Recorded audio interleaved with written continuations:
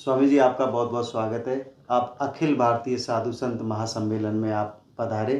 सबसे पहले हम आपके बारे में जानना चाहेंगे, आपका शुभ नाम क्या है और आप कहाँ से आए हैं? धन्यवाद अशोक जी। साथ ही साथ पीस ऑफ माइंड चैनल के दर्शकों का भी बहुत बहुत आभार, धन्यवाद, वंदन, अभिनंदन। हम आचार्य महामंडलेश्वर संत कमल किशोर जी महाराज सहारनपुर से यहाँ पर इस सम्मेलन में अखिल भारतीय साधु समाज संत सम्मेलन में भाग लेने के लिए आज यहाँ पधारे हैं। और यहाँ पर आकर हमें तो बहुत ही अच्छा लगा है। यहाँ एक विषय भी ऐसा चुना गया कि किस तरह से नैतिक मूल्यों का पतन होने की वजह से देश हमारा नीचे की ओर जा रहा है, गड्ढे में जा रहा है, समाज गड्ढे में जा रहा है। इसको कैसे ऊंचा उठाया जाए, तो इस बारे में हम जो आपसे कहना चाहते हैं कि देखिए, नैतिक मूल्य अगर किसी के पास नहीं है, किसी समाज के पास नहीं है, तो उस समाज की बर्बादी को कोई नहीं रोक सकता, उसके पतन को कोई नहीं रोक सकता। ऐसे ही जो लोग घृणा करते हैं, दो फाड़ हो जाते हैं, मैं और तू में बंट जाते हैं, वो समाज भी कभी ऊंचा नहीं उठ सकता। समाज में कुरीतियां ही कुरीतियां हैं। आप देखते हैं कि दिन ब दिन समाज हमारा पतन की ओर जा रहा है, देश पतन की ओर जा रहा है। ऐसे में किया क्या जाए? प्रश्न ये उठता है कि इसका हल क्या है। भारत देश को धार्मिक देश के नाम से जाना जाता है, विश्व गुरु के नाम से जाना जाता है, लेकिन क्या वास्तव में हमारा भारतवर्ष विश्व गुरु है, धार्मिक देश है? नीचे के भिखारी से लेकर ऊपर के शंकराचार्य पद तक 2.5 करोड़ भगवा वाले घूम रहे हैं। कुछ कथावाचक हैं, कोई मंडलेश्वर हैं, कोई महामंडलेश्वर हैं, कोई जगत गुरु हैं, कोई शंकराचार्य हैं, और कोई भिखारी के भेष में। महंत हैं, श्री महंत हैं, मंदिरों के पुजारी हैं जी। लेकिन क्या वास्तव में इन 2.5 करोड़ों के बाद भी, होने के बाद भी, क्या भारत कभी धार्मिक बन पा रहा है? मुझे तो ऐसा नहीं लगता कि भारतवर्ष धार्मिक देश है। रोज आप कभी भी समाचार पत्र को पढ़ें, पहला पेज पढ़ें, तीसरा पेज पढ़ें, 5वां पेज पढ़ें, हर जगह किस तरह की खबरें होती हैं? या तो हिंसा की, या किसी के मारने की, मरने की, बलात्कार की। ये सारे समाचार सुर्खियों में छाए रहते हैं। और अगर कहीं कोई धार्मिक आयोजन होता है, या कोई शांति का आयोजन होता है, रक्तदान का आयोजन होता है, नेत्रदान का आयोजन होता है, तो उसकी खबर कोने में धकेल दी जाती है, बिल्कुल छोटी सी लगती है। जी। ऐसा इसलिए हो रहा है कि हमारे नैतिक मूल्य, हमारी भाषाएं पतन की ओर जा रही हैं। उदाहरण देता हूं आपको, जैसे कि भारत और अगर पाकिस्तान का आपस में क्रिकेट का मैच हो रहा है, बहुत लोग आराम से देखते हैं, चाव से देखते हैं, शर्तें लग जाती हैं, जुआ लग जाता है। उसमें होता क्या है? अखबार वाला क्या चाहता है? भारत ने पाकिस्तान को 40 रनों से रौंदा। अरे ये कोई स्पोर्ट्स की भावना है? खेल की भावना है? रौंदा, पीटा, 4 रनों से पीटा, 4 विकेट से पीटा। ये कोई भाषा है? रौंदना, पीटना, ये लड़ाई की भाषा है। हमारे देश में चुनाव होते हैं, चुनाव का मतलब होता है चुना जाना, और लेकिन अखबार वाले या टीवी वाले क्या बोलते हैं? कांग्रेस और बीजेपी के बीच में महासंग्राम। क्या ये महासंग्राम है? युद्ध हो रहा है वहां पे? अरे कोई भी 2 लोग खड़े हैं, 4 लोग खड़े हैं, 10 लोग खड़े हैं, तो उनमें से एक चुना जाएगा। भाषा संयमित नहीं रही मीडिया की। मीडिया इसके लिए बहुत ज्यादा जिम्मेदार है। तीसरी चीज, हमारे देश में रिश्वतखोरी बहुत मानी जाती है।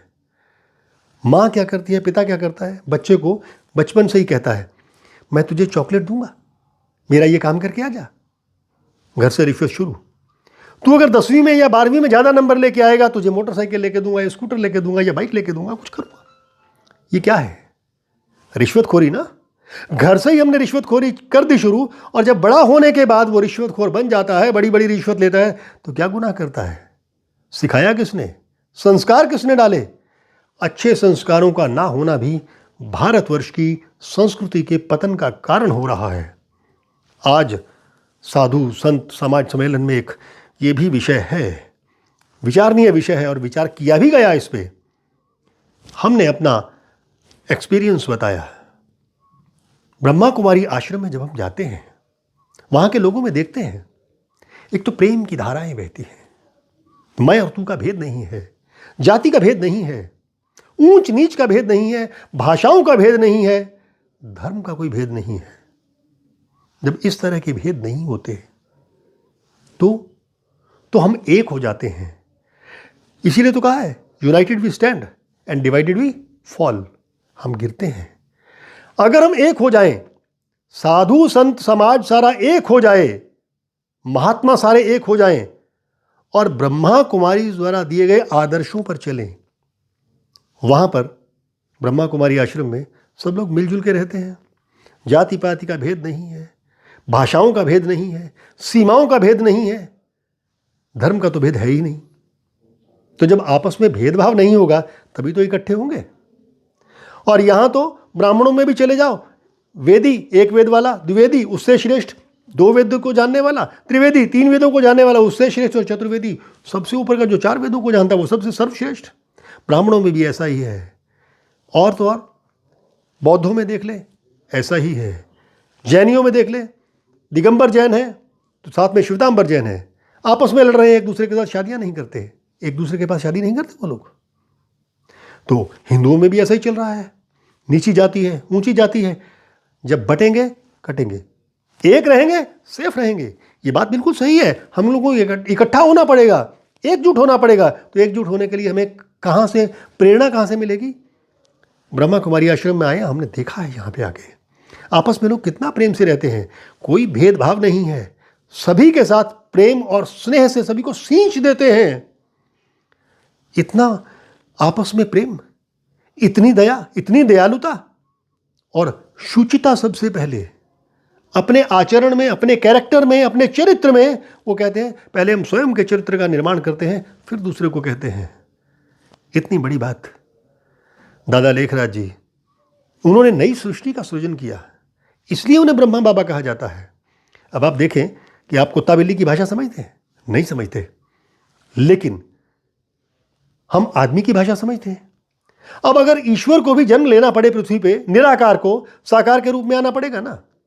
ये बिजली की तारों में बिजली बह रही है, दिखाई तो नहीं देती, लेकिन तारों से बिजली गुजर के पंखा या एसी में या लाइट में जाएगी ना, ट्यूबलाइट में जाएगी, तो उसको भी कुछ साकार आकार लेना पड़ा ना। इसी तरह से मानव को मानव की भाषा समझाने के लिए भगवान शिव को, यानी शिव बाबा को अवतरण लेना पड़ा, और उसे कोई शरीर चाहिए था, अच्छा शरीर चाहिए था। और उन्होंने कौन सा शरीर चुना? उन्होंने चुना दादा लेखराज का। और दादा लेखराज ने स्थापना की, पुनर्स्थापना की, नैतिक मूल्यों की स्थापना की। और आज 140 देश, 9,500 से ऊपर सेंटर है, लोग जुड़ रहे हैं, लोग उनको देखते हैं, उनके आचरण को देखते हैं, चरित्र को देखते हैं, सच्चरित्र को देखते हैं, शुचिता को देखते हैं, जुड़ रहे हैं। अब हम चाहते हैं कि सभी लोग हम एक झंडे के नीचे आ जाएं, इकट्ठे हो जाएं और यहाँ से जितने गुण मिल सकते हैं वो सारे के सारे गुण अपना लें, तभी भारत श्रेष्ठ बन सकता है, विश्व गुरु बन सकता है। और मैं तो यही कहूँगा कि हमें कुछ सीखना चाहिए और जहाँ से अच्छा मिले, गुण मिले, ले लेना चाहिए। बहुत बहुत धन्यवाद स्वामी जी, आपने अपना विचार रखे। और अभी लास्ट में आप एक लाइन में कुछ हमारे दर्शकों को कोई मैसेज देना चाहें, एक लाइन में क्या देना चाहेंगे? जिस तरह से गंदगी में पड़े हुए हीरे को भी आदमी उठा लेता है, गंदगी में पड़े हुए नोटों को, रुपयों को उठा लेता है, इसी तरह से हमें भी चाहिए कि ब्रह्मा कुमारी आश्रम से, जो कि बिल्कुल साफ सुथरा आश्रम है, साफ सुथरे लोग हैं, दैवीय शक्तियाँ उनके साथ हैं, परमात्मा की शक्ति उनके साथ है, वहाँ से उनके सारे के सारे गुणों को, आपस में सहयोग की भावना को, प्रेम की भावना को, शुचिता को, नैतिकता को, ये सारे गुणों को समाज को अपनाना चाहिए और उनसे प्रेरणा लेनी चाहिए, जिससे कि हमारा देश आगे बढ़ सके, समाज आगे बढ़ सके, हम लोग शांतिपूर्ण जीवन जी सकें, आनंद की अनुभूतियाँ कर सकें। धन्यवाद। जी स्वामी जी, बहुत बहुत शुक्रिया आपका।